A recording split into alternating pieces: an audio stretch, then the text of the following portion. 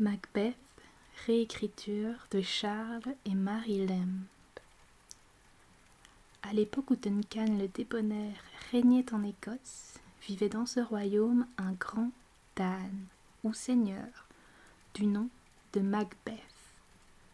Ce Macbeth, qui était un proche parent du roi, était en grande estime à la cour en raison de sa bravoure et de sa conduite à la guerre.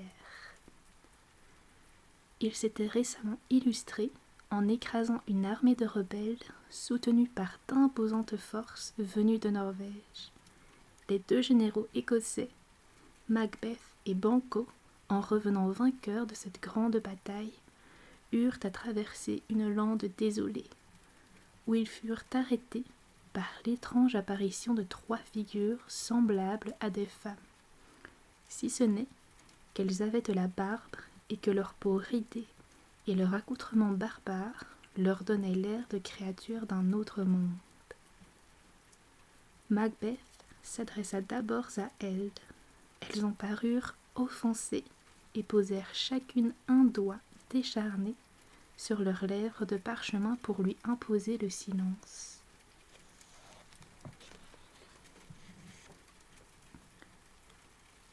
La première salua Macbeth du titre de Dan de Glamis.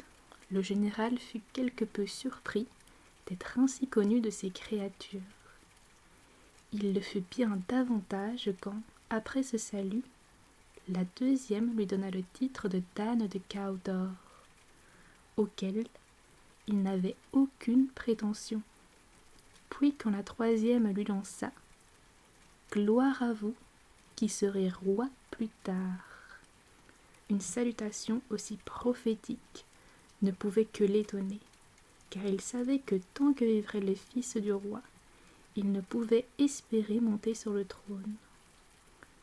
Puis, se tournant vers Banquo, elles lui dirent, en des termes obscurs, qu'il était inférieur à Macbeth et pourtant supérieur, pas aussi heureux que lui, et pourtant beaucoup plus heureux.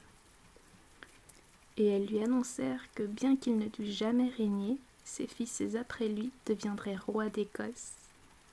Elles se changèrent ensuite en souffles et disparurent, et les généraux comprirent qu'ils avaient eu affaire aux sœurs du destin, ou aux sorcières. Tandis qu'ils songeaient encore à l'étrangeté de cette aventure, arrivèrent des messagers du roi, envoyés par celui-ci pour conférer à Macbeth la dignité de Dan de Cawdor. Cet événement correspondait de façon si extraordinaire à la prédiction des sorcières que Macbeth, stupéfié, en resta bouche bée et fut incapable de répondre aux messagers. En cet instant aussi, de pompeuses espérances s'élevèrent dans son esprit, et il se dit que la prophétie de la troisième sorcière s'accomplirait de la même manière, et qu'il régnerait un jour sur l'Écosse. Se tournant vers Banquo, il lui dit « N'as-tu pas l'espoir que tes enfants deviennent rois, puisque ce que les sorcières m'ont promis s'est si merveilleusement réalisé ?» Cet espoir, répondit le général, pourrait te galvaniser et t'inciter à prétendre au trône. Mais souvent, ces envoyés des ténèbres ne nous disent la vérité que pour d'innocentes choses et nous poussent insidieusement aux actions les plus dramatiques. Mais les diaboliques suggestions des sorcières s'étaient déjà trop profondément enracinées dans l'esprit de Macbeth pour qu'il écoute les avertissements du sage Banquo. Dès lors, il ne pensa plus qu'à la façon de s'emparer du trône d'Écosse. Macbeth avait une femme à qui il raconta l'étrange prédiction des sœurs du destin et son accomplissement partiel. C'était une femme mauvaise et ambitieuse, et si son mari et elle pouvaient se couvrir de gloire, elle ne se souciait guère des moyens d'y parvenir. Elle encouragea l'hésitant Macbeth, que la pensée du sang tourmentait, et ne cessa de lui exposer que l'assassinat du roi était une étape absolument nécessaire à l'accomplissement de la séduisante prophétie. Il arriva alors que le roi qui, par déférence, rendait souvent des visites de courtoisie aux principaux seigneurs de son royaume, se rendit chez Macbeth, accompagné de ses 2 fils, Malcolm et Don Alban, et d'un nombreux cortège de tânes et de serviteurs, afin d'honorer le général pour ses victoires sur le champ de bataille. Le château de Macbeth était agréablement situé. L'air y était doux et sain, comme l'indiquaient les nids que les martinets ou les hirondelles avaient bâtis sous toutes les corniches et saillies de l'édifice. Partout où il trouvait une place avantageuse, on observe en effet que là où ces oiseaux nichent et se multiplient, l'air est excellent. Le roi fut pleinement satisfait de l'endroit et tout autant des attentions de marque de respect que lui témoignait son honorable hôtesse, Lady Macbeth, qui avait l'art de dissimuler ses desseins perfides sous des sourires. Elle savait se faire passer pour une innocente fleur, alors que sous celle-ci se cache un serpent. Le roi, fatigué par son voyage, se coucha tôt. Dans la chambre d'apparat, 2 valets de sa maison dormaient à ses côtés, comme l'exigeait la coutume.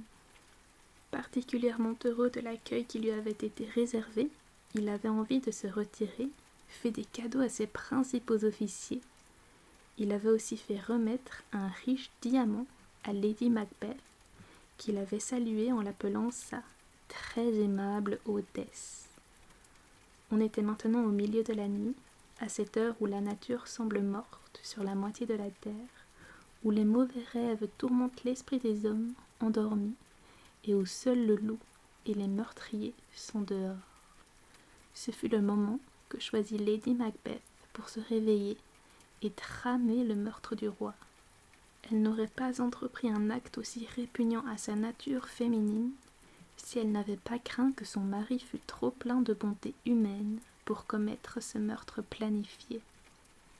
Elle le savait ambitieux, mais aussi sujet aux scrupules, et pas encore mûr pour ces suprêmes forfaits qui accompagnent généralement la réalisation d'une ambition démesurée. Elle l'avait convaincu de consentir au meurtre, mais elle doutait de sa résolution et elle craignait que son caractère naturellement plus tendre et plus humain que le sien ne s'interpose et fasse échouer le projet. C'est ainsi qu'elle s'approcha du lit du roi, un poignard à la main, après avoir pris soin d'arroser de vin les valets de sa maison, afin qu'ils dorment d'un sommeil d'ivrogne, sans se soucier de leur charge. Duncan était là, plongé dans un sommeil profond, après les fatigues de son voyage. Mais comme elle le regardait attentivement, quelque chose sur son visage, assoupi, lui rappela son propre père, et elle n'eut pas le courage d'aller plus loin. Elle retourna auprès de son mari pour s'entretenir avec lui. La résolution de Macbeth commençait à chanceler. Il considérait qu'il y avait de fortes raisons contre ce meurtre. D'abord, il n'était pas seulement un sujet du roi, mais un proche parent. Il avait été son hôte et son amphitryon ce jour-là, et son devoir, selon les lois d'hospitalité, était de protéger sa porte des assassins, et non de s'armer lui-même d'un poignard. Il pensait également que Duncan était un roi juste et miséricordieux qui n'avait jamais offensé ses sujets, qui avait toujours été plein d'attention avec la noblesse, et en particulier avec lui. Il se dit que de tels rois étaient particulièrement protégés par le ciel, et que leurs sujets sont doublement tenus de venger leur mort. En outre, c'était grâce aux faveurs du roi que Macbeth jouissait d'une grande considération dans l'opinion de toutes sortes d'hommes. Ses honneurs ne manqueraient pas d'être entachés par la réputation d'un meurtre aussi infâme. Lady Macbeth trouva son mari tiraillé par ses scrupules, déjà enclin à prendre le meilleur parti et résolu à ne pas pousser plus loin son entreprise. Mais elle n'était pas femme à renoncer facilement à ses néfastes desseins. Et elle se mit à déverser des paroles qui imprimèrent dans l'esprit de son mari une partie de ses propres pensées. Elle lui donna une bonne raison après l'autre, afin qu'il ne reculât pas devant ce qu'il avait entrepris. Elle lui représenta comme la chose était facile et rapide à exécuter. Elle lui montra que l'œuvre d'une simple nuit pourrait donner au restant de leur nuit et de leur jour le pouvoir et la royauté. Elle traita ensuite avec mépris sa versatilité et l'accusa d'inconstance et de lâcheté. Elle lui dit qu'elle avait allaité et qu'elle connaissait le tendre amour d'une mère pour l'enfant qu'il était, mais qu'elle aurait arraché celui-ci de son sein, tandis qu'il lui souriait, et lui aurait fait jaillir la cervelle si elle avait juré de le faire, comme il avait juré d'accomplir ce meurtre. Elle ajouta qu'il serait commode d'accuser du crime les valets ivres et endormis, grâce à la force de sa parole. Elle fustigea si bien le manque de résolution de son mari qu'il reprit courage pour accomplir l'œuvre sanglante. Alors, se saisissant du poignard, il glissa sans bruit dans l'obscurité vers la chambre où Duncan était couché. En chemin, il crut voir dans l'air un autre poignard, dont le manche était tourné vers lui et dont la lame et la pointe étaient couvertes de sang.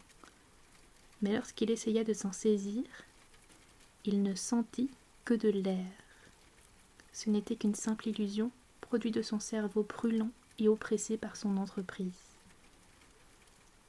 À peine eut-il commis le meurtre que l'un des valets qui dormait dans la chambre se mit à rire dans son sommeil, tandis que l'autre s'écria « Au meurtre !» ce qui les réveilla tous deux. Mais ils firent une courte prière, l'un disant que Dieu nous bénisse et l'autre répondant « Amen », et sombrèrent à nouveau dans le sommeil. Macbeth, qui les écoutait, essaya de dire « Amen » quand il entendit que Dieu nous bénisse, mais bien qu'il eût le plus grand besoin de bénédiction, le mot resta coincé dans sa gorge et il ne put le prononcer.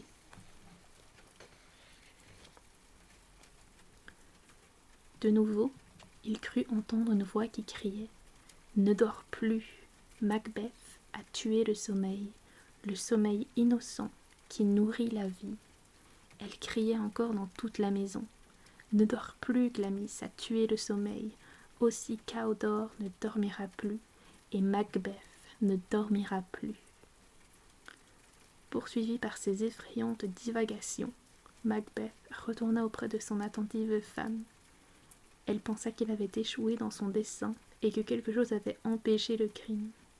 Son mari était arrivé dans un tel état d'agitation qu'elle lui reprocha son manque de fermeté et l'envoya se laver les mains de sang qui les maculait. Elle prit son poignard car elle avait l'intention de couvrir de sang les joues des valets pour faire croire à leur culpabilité. Quand le jour vint, le crime qu'il n'était pas possible de dissimuler fut découvert. Bien que Macbeth et sa dame aient fait grande démonstration de leur douleur et que les preuves contre les valets étaient assez lourdes, on produisit contre eux le poignard et leurs visages maculés de sang. Tous les soupçons se portèrent sur Macbeth, qui avait des raisons beaucoup plus puissantes de commettre un tel acte qu'on en pouvait supposer à ces pauvres et simples valets. Les deux fils de Duncan s'enfuirent. Malcolm l'aîné chercha refuge à la cour d'Angleterre, et le plus jeune, Don Albin, partit en Irlande. Les fils du roi, qui auraient dû lui succéder ayant ainsi abandonné le trône, Macbeth, en sa qualité d'héritier le plus proche, fut couronné. Ainsi s'accomplit précisément la prédiction des sœurs du destin. Quoique si haut placés, Macbeth et la reine ne pouvaient oublier la prophétie des sœurs du destin, qui avait annoncé que ce seraient les enfants de Banquo, et non ceux de Macbeth, qui régneraient après lui. La pensée qu'ils avaient souillé leurs mains de sang et commis de si grands crimes que pour placer les descendants de Banquo sur le trône, les irrita si fortement qu'ils décidèrent de tuer Banquo et son fils, afin de réduire à néant les prédictions des sœurs du destin, qui s'étaient si remarquablement accomplies en ce qui les concernait.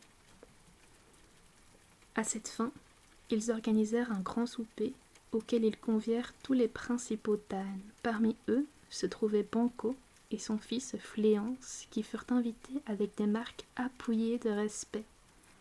Des assassins, recrutés par Macbeth, se postèrent sur le chemin que Banquo devint emprunter de nuit pour se rendre au palais.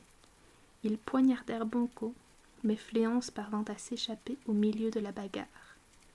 C'est de ce Fléance que descendit une lignée de monarques qui occupèrent ensuite le trône d'Écosse, jusqu'à Jacques VI d'Écosse et Ier d'Angleterre, qui réunit les couronnes d'Angleterre et d'Écosse.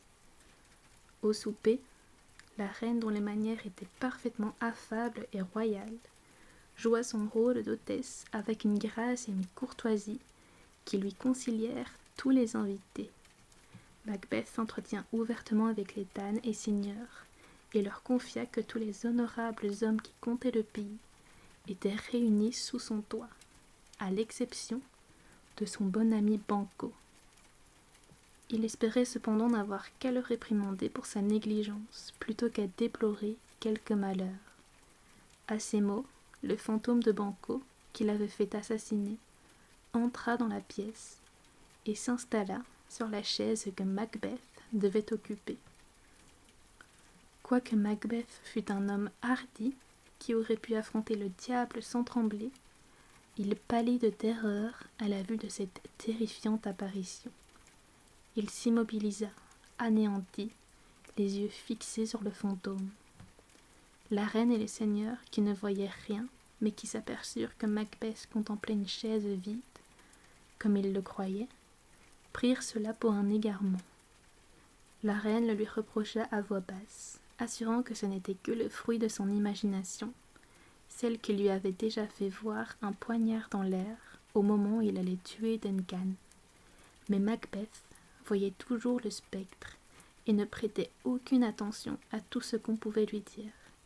Il répondait par des paroles si confuses et pourtant si expressives que la reine, craignant qu'il ne révèle le terrible secret, renvoya en toute hâte les invités, présentant le trouble de Macbeth comme un tourment dont il était souvent affligé. Macbeth devint sujet à d'épouvantables divagations, des rêves effrayants hantaient son sommeil et celui de la reine. Le sang de Banquo les inquiétait moins que la fuite de Fléance, car ils le considéraient désormais comme le père d'une lignée de rois qui chasserait leur descendance du trône. Occupé de ces misérables pensées, il n'avait plus de repos, et Macbeth résolut d'avoir une nouvelle entrevue avec les sœurs du destin pour apprendre ce qui lui réservait son funeste sort. Il les trouva dans une grotte de la lande, où, ayant déjà connaissance de sa venue, elles préparaient les immondes charmes, grâce auxquels elles invoquaient les esprits infernaux afin qu'ils leur révèlent l'avenir. Des crapauds, des chauves-souris, des serpents, un œil de triton, une langue de chien, une patte de lézard et une aile de hibou, une écaille de dragon, une dent de loup, la mâchoire d'un vorace requin d'eau salée, une momie de sorcière, une racine de ciguë vénéneuse, qui pour avoir de l'effet doit être arrachée dans l'obscurité, du fiel de chèvre, le foie d'un juif, quelques brins d'un if poussant parmi les tombes, le doigt d'un enfant mort. Tels étaient les affreux ingrédients qu'elles utilisaient. Tout cela fut mis à bouillir dans une grande marmite qu'elles refroidissaient avec du sang de babouin dès que la préparation devenait trop chaude.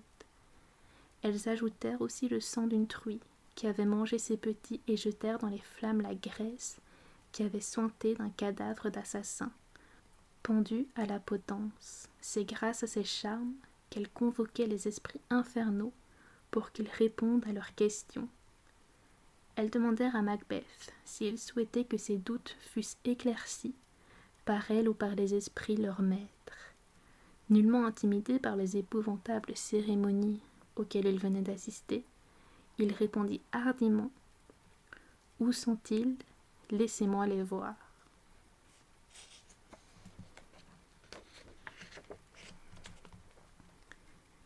Elles les appelèrent. Ils étaient au nombre de 3, Le premier surgit sous la forme d'une tête couverte d'un casque. Il appela Macbeth par son nom et lui recommanda de se méfier du Thane de Fife. Macbeth le remercia de son conseil, car il était jaloux de Macduff, Thane de Fife. Le deuxième esprit apparut sous la forme d'un enfant ensanglanté. Il appela Macbeth par son nom et lui dit qu'il n'avait rien à craindre, qu'il devait se moquer de tout pouvoir humain, car nul homme né d'une femme n'aurait le pouvoir de lui nuire. Il lui conseilla d'être sanguinaire, hardi et résolu.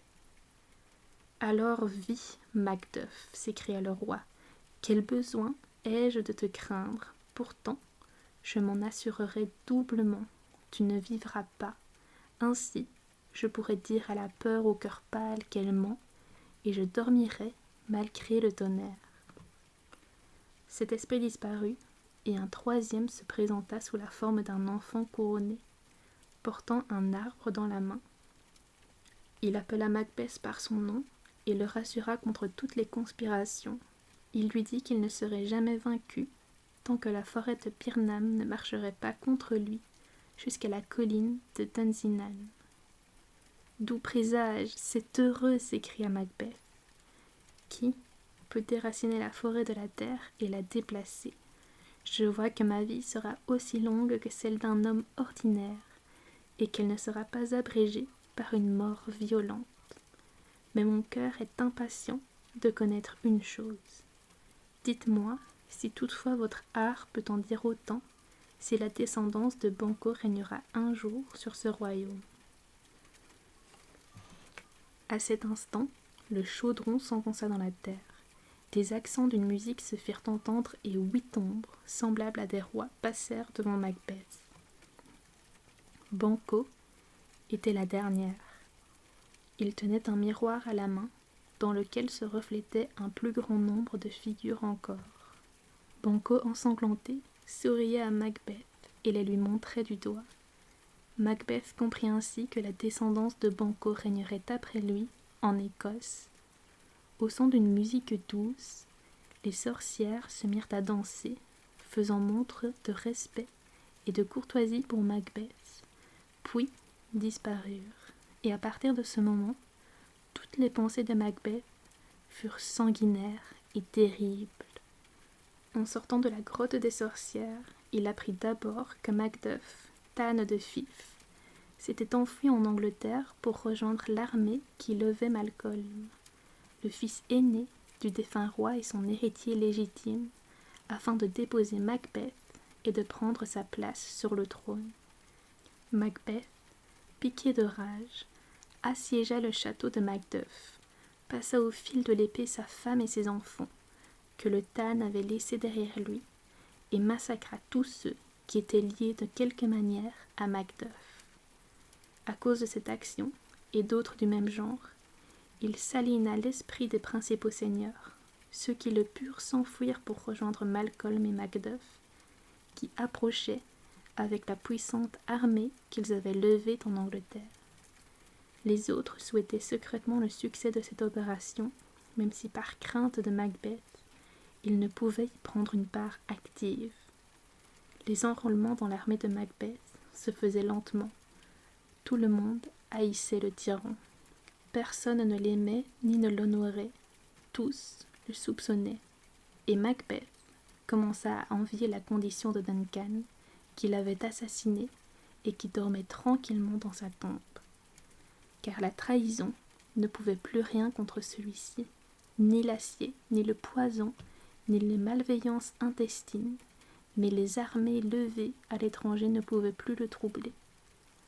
Pendant que tout cela se passait, la reine qui, seule, avait été complice de sa forfaiture, et auprès de laquelle il pouvait parfois trouver un peu de repos, après ces terribles rêves qui les affligeaient tous les deux la nuit, mourut, et l'on supposa qu'elle s'était donné la mort, ne pouvant plus supporter ses remords, ni la haine publique.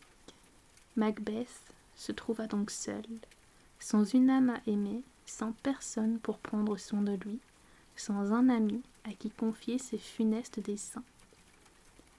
Il se désintéressa de la vie et souhaita la mort. Mais l'approche de l'armée de Malcolm réveilla ce qui lui restait de son ancien courage, et il décida de mourir l'armure sur le dos selon ses propres paroles. En outre, les creuses promesses des sorcières l'avaient rempli d'une fausse confiance. Il se rappela les paroles des esprits. Ne lui avait-il pas dit que nul homme né d'une femme ne pouvait lui nuire, et qu'il ne serait pas vaincu tant que la forêt de Birnam n'arriverait pas à Dunsinane, ce qu'il pensait impossible. Il s'enferma donc dans son château, dont la force inexpugnable pouvait braver un siège, et attenda tristement l'approche de Malcolm. Un jour, un messager vint le trouver. Il était pâle et tremblait de peur, au point qu'il était presque incapable de rapporter ce qu'il avait vu. Il déclara que, tandis qu'il faisait le guet sur la colline, il avait jeté un regard vers Birnam et avait cru voir la forêt se mettre à bouger. « Menteur et esclave, s'écria Macbeth, si tu mens, je te ferai pendre au premier arbre, jusqu'à ce que la faim t'achève. Si tu dis vrai, ce qu'il m'en coûtera m'importe peu. » De fait, sa résolution s'étiolait et les discours équivoques des esprits le troublaient. Il ne devait rien craindre jusqu'à ce que la forêt de Birnam arrivât à Dunsinane. Et voilà que la forêt s'était mise à bouger.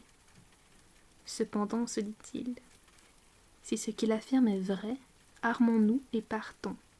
Il ne sert à rien de fuir ni d'attendre ici. Je commence à me lasser du soleil, et j'aimerais que ma vie prenne fin. Après avoir prononcé ces paroles désespérées, il s'élança contre les assiégeants qui étaient désormais arrivés devant le château. L'étrange vision qui avait donné au messager l'impression que la forêt s'était mise à bouger était facile à expliquer. Lorsque l'armée assiégeante avait traversé la forêt de Birnam, Malcolm, en habile général, avait demandé à ses soldats de couper chacun une branche et de la tenir devant eux afin de dissimuler le nombre réel de ses troupes. C'était la marche des soldats qui, de loin, avait effrayé le messager, et ce fut ainsi que les paroles de l'esprit s'accomplirent, quoique dans un sens bien différent que celui que Macbeth avait compris, et que celui-ci perdit une grande partie de sa confiance. Alors s'engagea une lutte terrible au cours de laquelle Macbeth, bien que faiblement soutenu par ceux qui se disaient ses amis, mais qui en réalité haïssaient le tyran et se rangèrent du côté de Malcolm et de Macduff, combattit avec une fureur et une vaillance extrêmes, taillant en pièces tous ceux qui lui faisaient face, jusqu'à ce qu'il arrive à l'endroit où se tenait Macduff. À sa vue, il se rappela l'avertissement de l'esprit qui lui avait conseillé parmi tous les hommes d'éviter Macduff. Il aurait voulu s'en retourner, mais Macduff, qu'il avait cherché depuis le début d'un combat, s'y opposa, et une vive querelle éclata. Macduff l'accabla de violents reproches pour le meurtre de sa femme et de ses enfants. Macbeth, dont l'âme était assez pleine du sang de cette famille, eût volontiers refusé le combat, mais Macduff l'excita davantage, en le traitant de tyran, d'assassin, de chien de l'enfer et de scélérat. Macbeth se souvint alors des paroles de l'esprit qui lui avait affirmé que nul homme né de femme ne pourrait lui nuire, et souriant avec assurance, il dit à Macduff : « Tu perds ta peine, Macduff. Il t'est aussi facile de faire souffrir l'air avec ton épée que de me blesser. Ma vie est protégée par un charme contre lequel aucun homme né d'une femme ne peut rien faire. » « Désespère de ton charme, répondit Macduff, et apprends de l'esprit menteur que tu as servi que Macduff n'est pas né d'une femme, ou du moins pas de la manière dont les hommes ordinaires naissent, mais qu'il a été extrait prématurément du ventre de sa mère.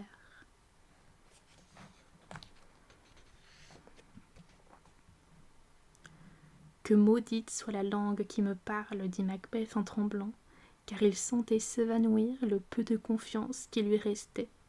Que jamais homme à l'avenir ne croit plus aux équivoques mensongères des sorcières et aux esprits trompeurs, qui nous leurrent par des paroles à double sens, et qui, tout en tenant littéralement leurs promesses, déçoivent nos espérances.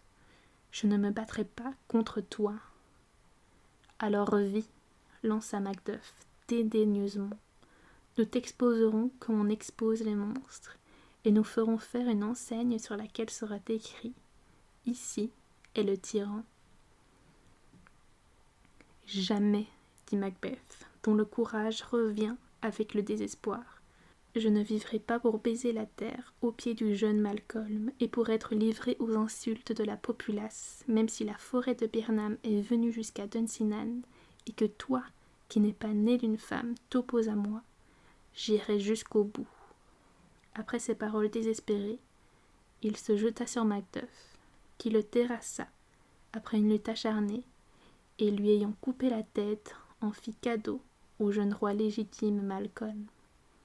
Celui-ci s'empara du pouvoir, dont par les machinations de l'usurpateur il avait été si longtemps privé, et monta sur le trône de Duncan le débonnaire, au milieu des acclamations des seigneurs et du peuple. Voilà les amis pour cette réécriture de Macbeth. J'espère que cette histoire vous aura plu et qu'elle vous aura permis de vous relaxer. Sur ce, je vous souhaite de passer une très bonne nuit et nous on se retrouve à la prochaine lecture.